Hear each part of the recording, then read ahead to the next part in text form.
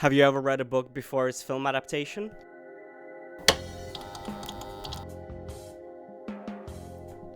Hello and welcome to the Coop-a-Log. Here we are in the middle of March, week 11.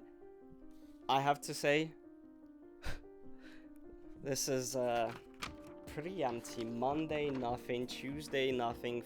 Wednesday, Thursday, Friday, Saturday, nothing. But then on 15th of March, Sunday, that's where we had the BFI IMAX double bill. And what I watched on that day, those who keep track of their cinema release schedules would know that Project Hail Mary was coming around this time, and what I watched before then is The Martian, which of course is another. I don't remember the name of the guy who wrote The Martian and Project Hail Mary, but that's why they're double billed there, because it's from the same. Both of them are adaptations of books from the same author. And The Martian, I think many of you have seen it. It's of course a prequel to Interstellar, where of course again Matt Damon ends up on another planet and has to be saved. So the synopsis: astronaut is stranded on Mars and has to use his skills and knowledge to survive, while NASA and other agencies form a plan to save him. So as I said, it's another one of those canon of films where they try to save Matt Damon. Of course, we have Save It Private Ryan, which is maybe it's his dad. I don't know how else to write the rest of this joke, but I will just abandon this here.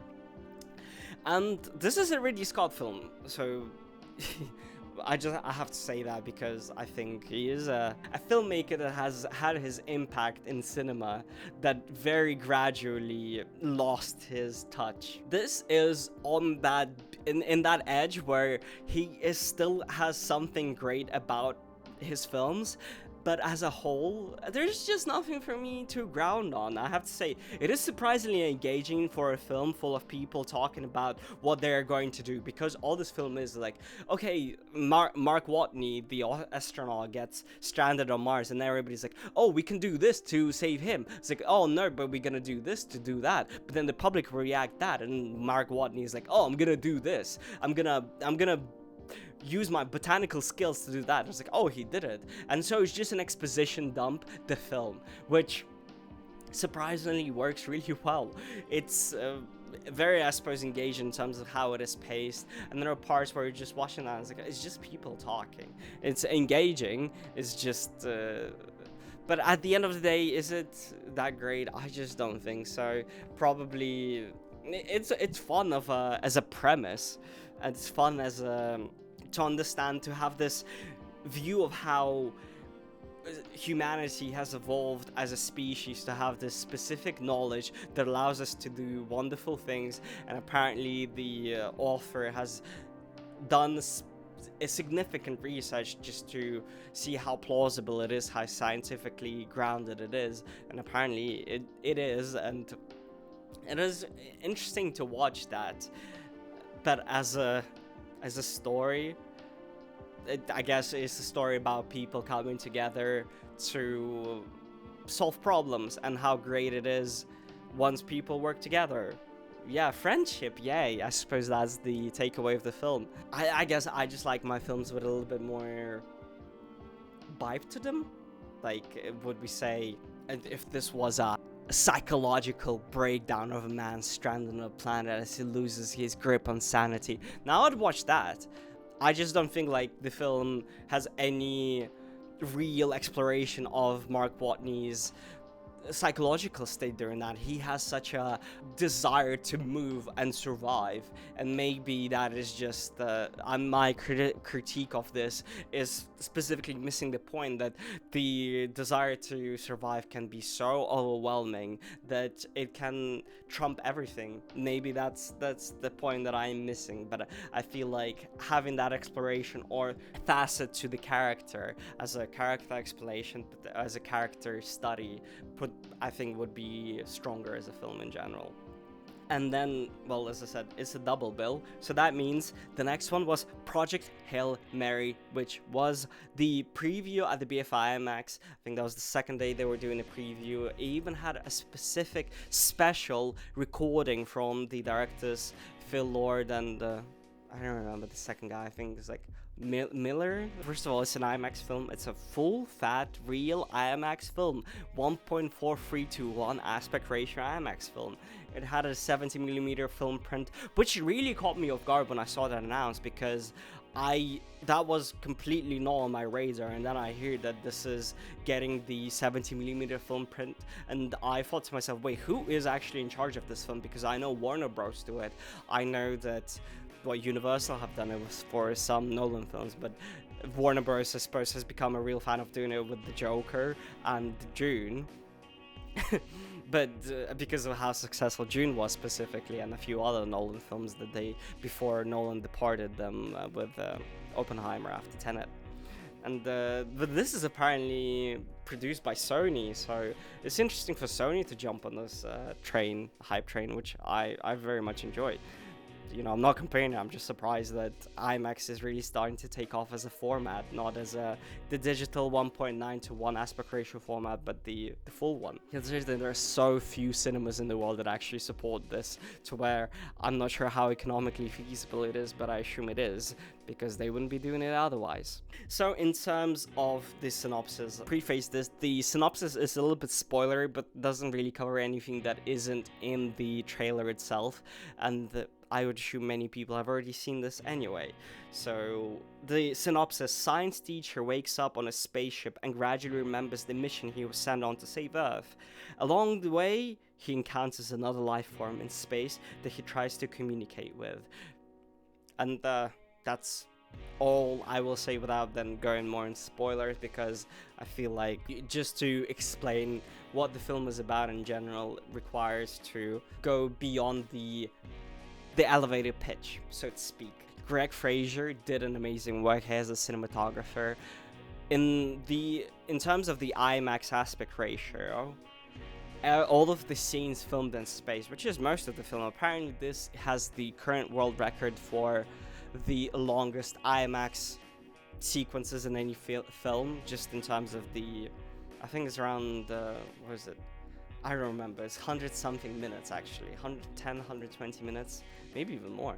Of course, this will be trumped by the Odyssey, which was shot fully in IMAX with their new Keeley IMAX system there. So this one is currently still enjoying that spot, and seeing some of those shots in IMAX was genuinely truly breathtaking. I was in awe, especially in the beginning. I'm not sure what they actually used, because I think they used the 70mm, but not an IMAX. They didn't use an IMAX film camera, maybe a little bit cropped just to make it IMAX. I could just look this up, but I'm not going to. So yeah, while the cinematography is great, Ryan Gosling's performance is amazing and funny, and I think we take him for granted as an actor. He really can do so much. He can be a brooding driver, it can be a brooding Blade Runner, of course the literally me Fall Guy, the literally me. I don't think this is like a literally me for anybody unless people relate to his comedic aspect, which he really just does such a great job with it. But with all of that said, I don't think the film finds a good way to tie it all together too well, which, as I understand, is a carryover from the book, as I've heard some people mention. But it's just really jarring in the film, where a certain gravitas to the moment of some moments in the film where you're like, oh, this is it, this is the moment, this is the emotional payoff. When the film goes, huh? Actually, no, and just feels a little bit betrayed as an audience member, because the film creates an ending and then it betrays that ending. I know that they've adapted this from the book, but I think it would have been better if they would have rewritten it to work better as a film and as a story. I don't have anything meaningful to say about the film without just going more about its cinematic qualities in terms of the cinematography and the IMAX aspect ratio. I know that it ended up being something of a fan favorite, or not like a fan favorite, but something of a unexpected hit, because it seems like everybody was talking about it around me, at least, and saying how great of a film it is, because it's so uplifting, it's so fun and heartwarming, and it is. And I was enjoying that for a long time. When I was watching the film, I was like, oh, this is amazing, this is great, I'm glad that we have this film. But then towards the end, it just does not come together. It doesn't seem like it has a specific grounding point to it, which, as a just an exploration of, I don't know, friendship and communication between life forms, which seems to be a running theme, essentially the same theme, but from a slightly different perspective, which works significantly better in Project Hail Mary. As I said, like, The Martian is just exposition dump of a film, but yeah, I think some people were saying that it's going to be one of the best of the year, but I don't know, that's what they made the Cannes Film Festival for. All the best stuff gets shown there.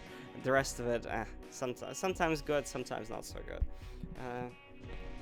And for then, week 12, nothing was watched. Week 13, nothing was watched. 2 weeks without any films. That means in all of March, I watched, what is it, 3-4 films? That is just genuinely impressive. That's when I took something of a hiatus from watching films, and I think it's good to do that sometimes. And just working on that Return to Silent Hill videos that you can watch. So, but you know, I'm gonna pick it back up in terms of the amount of films I watch into April and May. So, see you in the next one.